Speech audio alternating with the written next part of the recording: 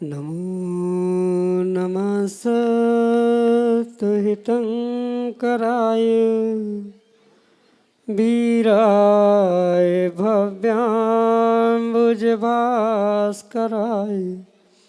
अनन्तलोकाय सुरार्चिताय देवादिदेवाय नमो जिनाय देवादिदेवाय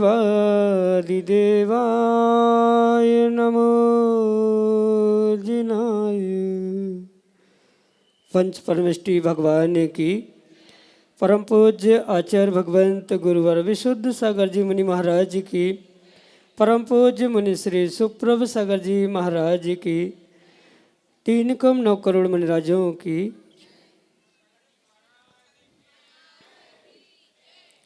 जहाँ सभी विकल्प निर्विकल्पता को प्राप्त होते हैं, वहीं से भगवत्ता का मार्ग प्रारंभ होता है।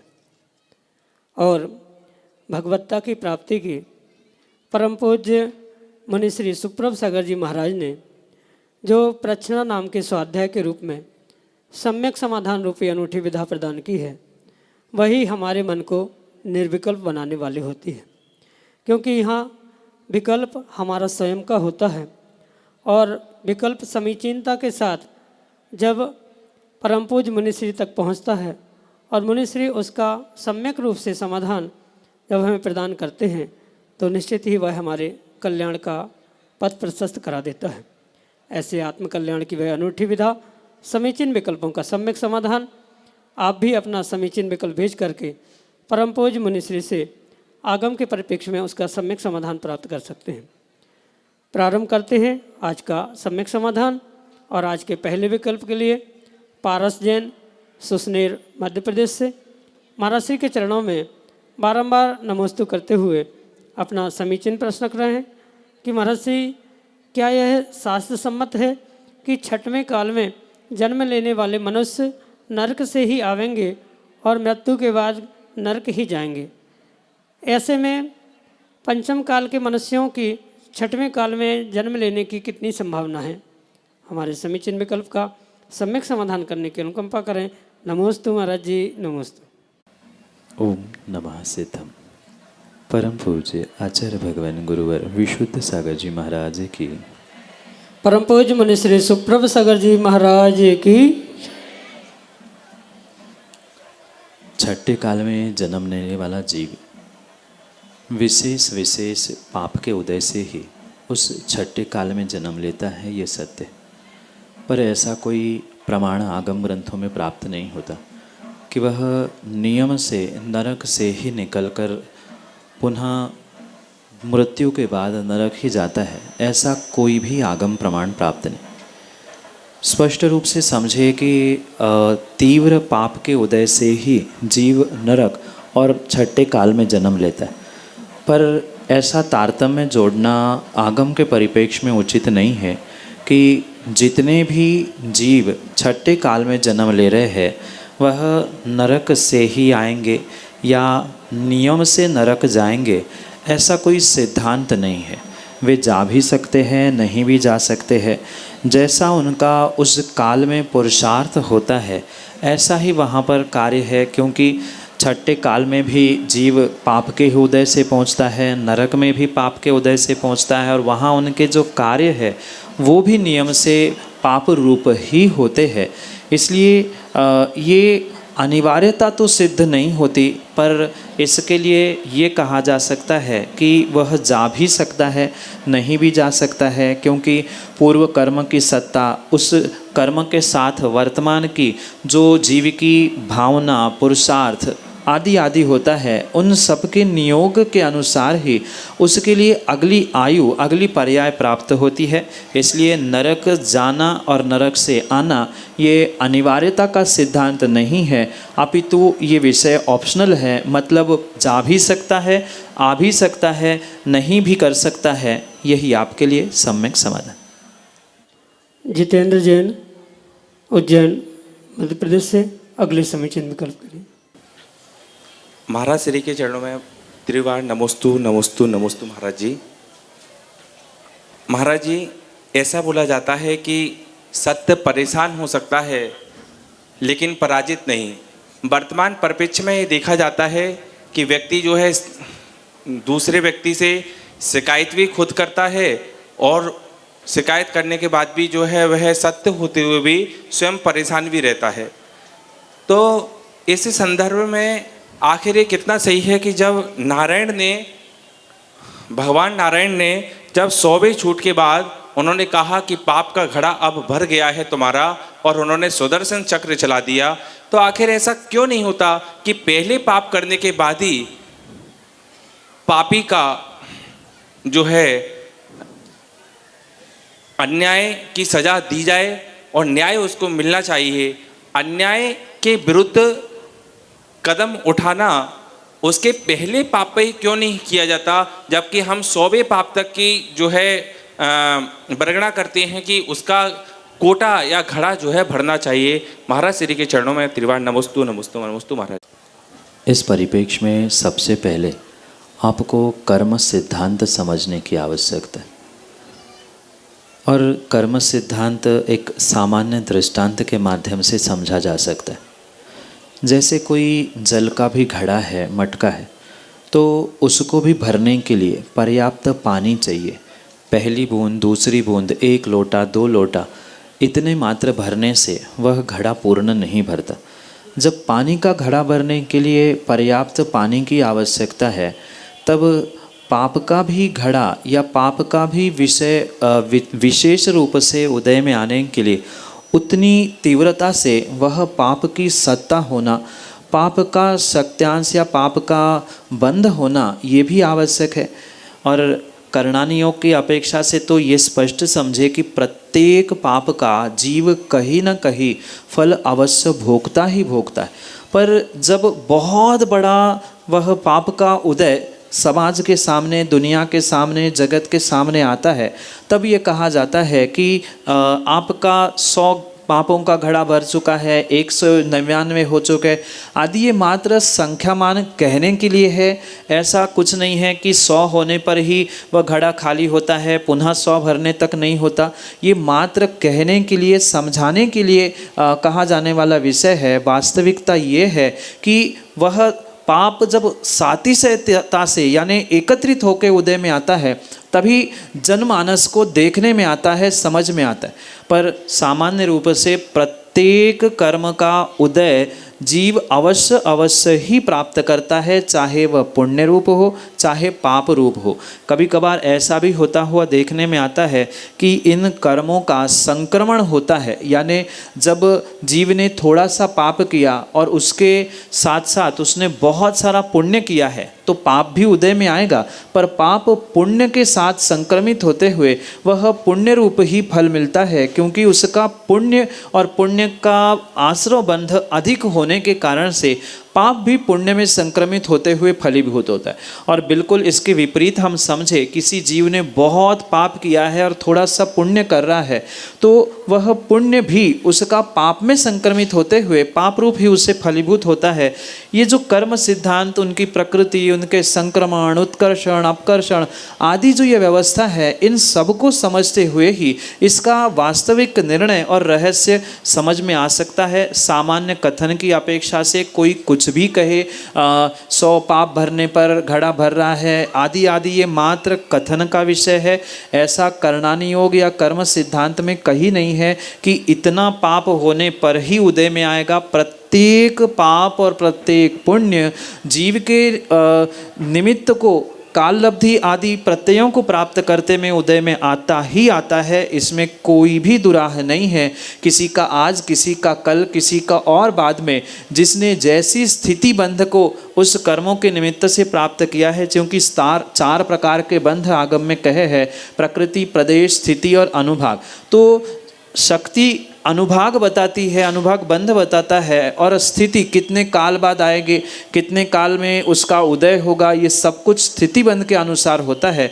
आवश्यक नहीं है कि 100 पाप मिलने पर ही उदय में आए। तो ये सत्य समझे कि जिसका जैसा स्थिति बंध, अनुभाग बंध जीव ने किया है, उसके लिए वैसा वैसा ही वह उदय में आता है। और जो सत्य के परेशान होने की भी बात आप कह रहे थे, तो ये भी आप मात्र अनुमानित उस पुण्य पाप के निमित्त से होने वाली व्यवस्था को ही समझे।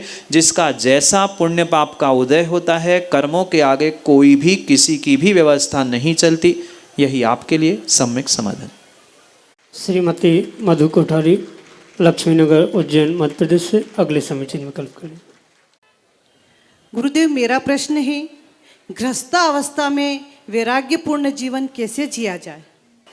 गृहस्थावस्था में भी रहकर जीव वैराग्यपूर्ण जीवन को जी सकता है। अगर वास्तव में उसके हृदय में, दिलो दिमाग में मोक्ष मार्ग पर बढ़ने की भावना है, तो प्रतिदिन 12 भावनाओं का मात्र पाठ नहीं, अपितु उन 12 भावनाओं के चिंतन के माध्यम से जीव अपने जीवन में उस वैराग्य को वृद्धिंगत करने का प्रयास करता है। 12 भावना के साथ साथ जो एक एक भावनाओं का विशेष रूप से चिंतन करना, प्रत्येक गृहस्थ अवस्था में घटित होने वाले कार्यों को लेकर जो भी रिजल्ट सामने आ रहा है, कभी मन के हिसाब से नहीं होना या संक्लिष्टता उत्पन्न होना आदि आदि को समझते हुए जब एक एक भावनाओं का निर्णय किया जाएगा, मतलब ये सभी अनित्य है, शरण कोई भी नहीं है, संसार में दुख के अलावा कुछ नहीं मिलता, आदि आदि एक एक भावना का प्रतिदिन चिंतन किया। क्योंकि 24 घंटे तो चिंतन करना संभव नहीं है, पर जब समय मिले, जब भी विपरीतता का दृश्य सामने आ जाए, विपरीत घटनाएं घटित हो जाए, कष्ट के, परेशानी के दिन सामने आ जाए, तब इन भावनाओं का चिंतन करने से ही जीवन में गृहस्थावस्था में भी वैराग्य उत्पन्न हो सकता है। इसमें कोई भी अचंभा नहीं है। जैसे पूर्व काल के अनेकानेक राजा थे, वे इस वैराग्यमय जीवन के साथ ही अपने अंतिम समय में, यानी आयु के अंतिम पड़ाव में उन्होंने दीक्षा धारण करने का प्रयास किया। ऐसे वर्तमान में भी जीव अपने गृहस्थ अवस्था में भी उन 12 भावनाओं के चिंतन के साथ साथ जो अनेक प्रकार के वैराग्य उत्पादक कथाएं आगम ग्रंथों में प्राप्त होती है, उन कथाओं का स्वाध्याय करने से, क्योंकि अन्य भले ही अनुयोग समझ में नहीं आए, पर प्रथमानुयोग जैसे अनुयोगों के माध्यम से जो बोधि समाधि के लिए कारण बनने वाले हैं, वैराग्य उत्पत्ति के लिए निमित्त बनने वाले हैं, ऐसे अनेकानेक निर्ग्रंथ मुनिराजों के विषय में जो महान श्रावक सतिया आदि हुई है, उनके भी विषय में उनका चारित्र पढ़ने से वह जीव अपने गृहस्थावस्था में भी वैराग्य को प्राप्त करते हुए उन्हें और वृद्धिंगत करने का प्रयास कर सकता है। यही आपके लिए सम्यक समाधान। श्रीमती हेमलता जैन, उज्जैन, मध्य प्रदेश से अगले समीचीन विकल्प। नमस्ते महाराज। नमस्ते महाराज। मेरा प्रश्न है महाराज जी, इसे पंच कल्याण है, उसमें मोजे ने, बेल्ट ने, घड़ियाँ पहन के आते हैं, इसमें क्या दोष है? मंदिर पंच कल्याणक स्थान ये एक शुद्ध पवित्र स्थान हुआ करते, और ऐसे शुद्ध पवित्र स्थानों पर जीवों को अपने वस्त्र, अपने वेशभूषा और प्रत्येक वस्तु का चयन पवित्रता का ध्यान रखते हुए ही करने की आवश्यकता है। अगर कोई अविवेक से अपवित्र अशुद्ध वस्तुओं का प्रयोग मंदिर, पंचकल्याणक पंडाल आदि आदि कार्यों में करता है, तो नियम से उस अशुद्धि का फल उसे पाप रूप, असाता वेदनीय रूप में ही फलीभूत होता है। शायद जो जीव सॉक्स, मोजे पहनकर या चमड़े के बेल्ट आदि का प्रयोग करते हुए या अन्य भी किसी प्रकार की अशुद्धि को मंदिर आदि पंचकल्याणक पंडाल आदि स्थानों में प्राप्त करते हैं या साथ लेकर पहुंचते हैं, उन्होंने शायद वह करकंडुक चरित्र नहीं पढ़ा, जो एक अविवेक से किया गया कार्य राजा बनने के बाद भी उसके हाथों में और पैरों में खुजली हुई थी। जैसे ही वह अवधि ज्ञानी मुनिराज से पूछता है कि मैं राजा तो बना, पर फिर भी ये हाथों में और पैरों में खुजली क्यों हो रही है, तो अवधि ज्ञानी मुनिराज कहते हैं, आपने जो अविवेक से उस तालाब से निकाला हुआ जो कमल था, उसको ले आते समय आपने कीचड़ से भरे हाथ और पैर को बिना धोए जो परमात्मा के पास पहुंचकर उसे समर्पित किया था, उसका ही ये फल है कि आपने परमात्मा के चरणों में शुद्ध भावों से सुमन अर्पित किया था। इसका फल आपको राज्यपद मिला है, पर आपकी द्रव्य शुद्धि, शारीरिक शुद्धि का अभाव था, इसलिए आपके शरीर में ये खुजली रूपी कुष्ठ हुआ है। आने वाले दिनों में जो ऐसे अशुद्धि से कार्य करते हैं, उनके लिए कहीं ना कहीं उन स्थानों पर ही ऐसे खुजली जैसे कुष्ठ रोग होते हैं, और भी बहुत सारे असाता वेदनी के कर्मों का आश्रव ऐसे विपरीत कार्य करने से जीव करता है। यही आपके लिए सम्यक समझ। पंडित जिनेंद्र कुमार जैन, उज्जैन ऋषिनगर, मध्य प्रदेश से अगले समीचीन में कर। हेलो, पूज्य गुरुद्वय के श्री चरणों में अक्षय अनंत बार नमोस्तु नमोस्तु नमोस्तु। भगवान, मेरी जिज्ञासा जो है जन्माभिषेक पर है, जो अभी कल ही हम लोगों ने जन्माभिषेक किया, और जो जन्माभिषेक किया उस हम इतने भाव विभोर हुए कि क्या स्थिति बताएं, उसको हम मुख से नहीं कह सकते। पर जब इसी जन्माभिषेक को साक्षात सोदर्मेंद्र अपने देवताओं के परिकर के साथ में जब तीर्थंकर बालक का जन्म महोत्सव मनाता है, तो क्या स्थिति बनती होगी, उसको वर्णन तो हम नहीं कर सकते, परंतु उस संबंध में जिज्ञासा मेरी ये बनती है कि क्या सोधर्म इंद्र अकेला ही भगवान का जन्माभिषेक करता है, और करता है तो वो इतने अपने हाथ बनाता है, 1008 कलशों से करता है तो 2016 हाथ बनाता होगा कम से कम। और उस कलश की भी स्थिति आपके श्रीमुख से हमने सुना है, 8 योजन गहराई वाला इतना जल उसमें रहता है कि यदि उसको ढोल दिया जाए तो इंदौर उज्जैन तो ऐसे बह जाएंगे जैसे पत्ते जैसे बह जाएगा। तो ऐसा जन्माभिषेक जो मनाते हैं, तो यदि वो अकेला मनाता है तो सारे देवों को क्या पाप कर्म का उदय एक साथ उत्पन्न होता है कि उनको जन्माभिषेक का मौका ही नहीं मिलता। और जो जन्माभिषेक का जब अभिषेक 1 लाख योजन से ऊपर से जब जल नीचे आता है, तो नीचे आते आते तो आधा सूख जाता होगा, तो ऐसे जल को भी वो देवता लोग ग्रहण भी नहीं कर पाते होंगे। तो ऐसा क्या पाप कर्म का उदय रहता होगा उनको कि जो है उनको जन्माभिषेक भी करने को नहीं मिला और भगवान का गंधोदक भी उनको स्पर्श करने को नहीं मिलता है। मेरी जिज्ञासा का समाधान करें। नमोस्तु भगवान, नमोस्तु। जन्माभिषेक के विषय में आगम में 2 प्रमाण प्राप्त होते हैं।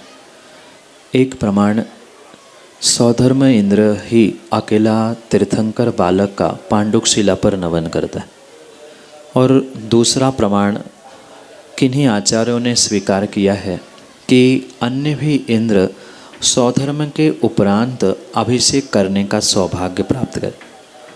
जिन आचार्य भगवंतों ने मात्र सौधर्म के ही अभिषेक के विषय में लिखा है, उनका अभिप्राय ये नहीं है कि अन्य देवों के पाप कर्म का उदय है, पर वहाँ सौधर्म के पुण्य की विशेष महिमा का वर्णन करते हुए कहते हैं कि सौधर्म भगवान के अभिषेक करने से थकता ही नहीं है, इतना इतना इतना अभिषेक करने में वह तल्लीन हो जाता है कि उसे बोध ही नहीं रहता कि मेरे पीछे कोई अभिषेक करने वाला भी है।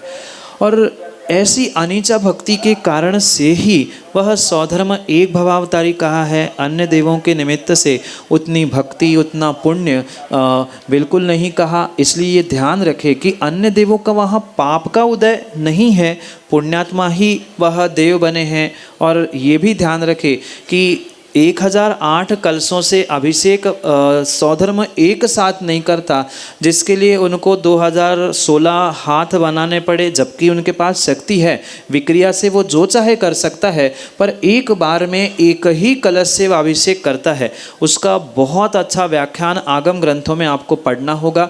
किस प्रकार से नीचे से लाइन लगाते हुए क्रम क्रम से देवक व कलश सौधर्म के हाथ में देते हैं, फिर क्रम क्रम से वह अभिषेक एक एक कलशों से करता है। ये जिन आचार्यों ने एक सौधर्म के द्वारा अभिषेक का वर्णन किया है, उनकी अपेक्षा से कथन है कि वह क्षीर सागर से, समुद्र से वह जल लेकर वहाँ से जो लाइन देवों की लगी है, जैसे पास करना कहते हैं, वो एक दूसरे को कलश देते हैं, एक दूसरे को कलश देते हैं, ऐसा कलश देते हुए वह सर्वश्रेष्ठ पुण्य का धारी एक भवावतारी सौधर्म के द्वारा ही अभिषेक की संकल्पना कह दो या अभिषेक का व्याख्यान आचार्य भगवंतों ने किया है। जिन आचार्य भगवंतों ने अन्य इंद्रों के द्वारा अभिषेक का वर्णन किया है, वहाँ भी तो स्पष्ट ही होता है कि प्रत्येक इंद्र आकर अभिषेक कर रहा है, तो वहाँ कोई प्रश्न की बात ही नहीं है, उनके पुण्य या पाप का प्रश्न ही वहाँ खड़ा नहीं होता, क्योंकि हम केवली नहीं हैं, वर्तमान में कोई केवली भगवान भी नहीं है। इसलिए हमारे लिए उभय वाक्य प्रमाण है, यानी दोनों आचार्यों ने जो कहा है, दोनों दिगंबर आचार्य थे, निर्ग्रंथ आचार्य थे, इसलिए दोनों की बात हमारे लिए परम परम सत्य के रूप में स्वीकार करनी होगी। उभय वाक्यम प्रमाणम इस सुक्ति के अनुसार, क्योंकि केवली जब तक हम नहीं बन पा रहे हैं या हमें केवली की चरण निश्रा नहीं मिल पा रही है, तब तक प्रत्येक दिगंबर आचार्य के कथन को हमें सत्य स्वीकार करते हुए दोनों प्रमाणों को स्वीकार करें। जहाँ सौधर्म ही अभिषेक करता है, ये कहते हुए उन्होंने मात्र सौधर्म इंद्र की अनिचा भक्ति एक भवावतारी के लिए जो निमित्त है, उसको महिमा मंडित करने का प्रयास किया है। दूसरे इंद्रों को गौण करना, उनके पाप का उदय है, ये प्रदर्शित करने का बिल्कुल भी प्रयास नहीं किया। रही बात भगवान के अभिषेक से जो जल नवन जल नीचे बह रहा है, वह समाप्त इसलिए नहीं होता कि जैसे उस दिन बताया था, अभिषेक करते समय कितने विशाल वह जल के साथ वो कितने विशाल कलश के द्वारा भगवान का अभिषेक करता है, तो इतना पानी जब बह रहा है, वह एक कलश तो है नहीं है, एक के बाद एक, एक के बाद एक, एक के बाद एक, ऐसे जब 1008 कलशों के द्वारा जब पानी वहाँ भगवान के मस्तिष्क पर छोड़ा जा रहा होगा, बालक के मस्तिष्क पर छोड़ा जा रहा होगा, तो पानी सूखने का सवाल ही नहीं उठता। पुराण ग्रंथों में आचार्यों ने कई पन्नों में इनका बहुत विस्तार से व्याख्यान किया है कि जैसे वह उस सुमेरु पर्वत से क्षीर सागर की धारा ही जमीन का स्पर्श करने के लिए दौड़ रही है, ऐसा वह जल प्रपात नीचे गिरता है। वह जो सुमेरु पर्वत है, उस क्षीर सागर के पानी के प्रवाह से बिल्कुल धवल सफ़ेद क्षीर जैसा हो जाता है। ऐसे अनेकानेक वर्णन व्याख्यान वहाँ पर आगम ग्रंथों में है। उसके बहुत विस्तार से स्वाध्याय और मनन करने से ही बहुत सारे प्रश्नों का उत्तर आपको मिल सकता है, पर संक्षेप में यही आपके लिए सम्यक समाधान। श्रीमती कांता जैन, उज्जैन मध्य प्रदेश से अगले समीचीन विकल्प के लिए। गुरुदेव, मेरा प्रश्न यह है कि पंचकल्याण महोत्सव में जो गोद भराई का कार्यक्रम होता है, गोद भराई जाती है, उसका क्या फल है, क्या महत्व है, और गोद भरते समय हमें कैसे भाव रखने चाहिए, ये मेरा प्रश्न है। नमस्ते गुरुदेव। मात्र पंचकल्याणक में ही नहीं, अपितु जहाँ जहाँ गोद भराई का कार्य होता है, वह एक मांगलिक कार्य के रूप में स्वीकार किया जाता है। जिनकी गोद भर चुकी है, भरने वाली है, ऐसी उन सौभाग्यवती महिलाओं के निमित्त से ही ये गोद भराई आदि के कार्यक्रम घर परिवार में भी या पंचकल्याणक जैसे महामहोत्सव में भी किए जाते, क्योंकि ये एक मांगलिक क्रिया है और इसके पीछे का अभिप्राय भी बिल्कुल यही होता है कि जैसे आप अपनी गोद को प्राप्त करते हुए, गोद भरते हुए सौभाग्य प्राप्त कर रहे हो, सौभाग्यवती बनने का जो पुरुषार्थ कर रहे हो, ऐसा ही सौभाग्य जो गोद भरने वाले हैं उनको भी प्राप्त हो। इसी अभिप्राय से पंचकल्याणक में भी तीर्थंकर माँ की गोद भराई की जाती है। वहाँ तो साक्षात तीर्थंकर बालक उस तीर्थंकर माँ के गर्भ में आने वाला होता है, इसलिए ऐसा ही पुत्र हमारे भी गोद में जन्म ले, इसी भावना के निमित्त से ही पंचकल्याणक आदि के निमित्तों में कार्यक्रमों में तीर्थंकर माँ की गोद भराई की जाती है। ये सभी जो मांगलिक कार्यक्रम विवाह के उपरांत घर गृहस्थी में भी देखने में आते हैं, उन्हीं का मात्र पंचकल्याणक आदि के निमित्त से विशेष रूप से प्रदर्शन किया जाता है। और उसके पीछे भी यही अभिप्राय है, जैसी गोद उनकी भरी है, यानी जिसकी गोद भराई हो रही है, ऐसी गोद भरने वालों की भी गोद भर जाए, यही भावना होती है। कई बार आप ये भी सोच सकते हैं, दीक्षा लेने वाले उन बहनों के और भाइयों की भी गोद भराई जाती है, फिर वहाँ तो कोई गोद भरने का सवाल ही नहीं है, वो तो विवाह कर ही नहीं रहे हैं। जैसे उन्होंने अपनी गोद रत्नत्रय से भरी है, ऐसी हमारी भी गोद रत्नत्रय से भर जाए, इसलिए उन दीक्षार्थियों की गोद भरी जाती है। और जो सौभाग्यवती महिलाएं गोद प्राप्त करने वाली, यानी संतानों को प्राप्त करने वाली है, ऐसा संतानों को प्राप्त करने का सौभाग्य गोद भरने वालों को भी मिले, इन्हीं भावों से, इन्हीं अभिप्रायों से गोद भराई का कार्य रस्म की जाती है। यही आपके लिए सम्यक समाधान।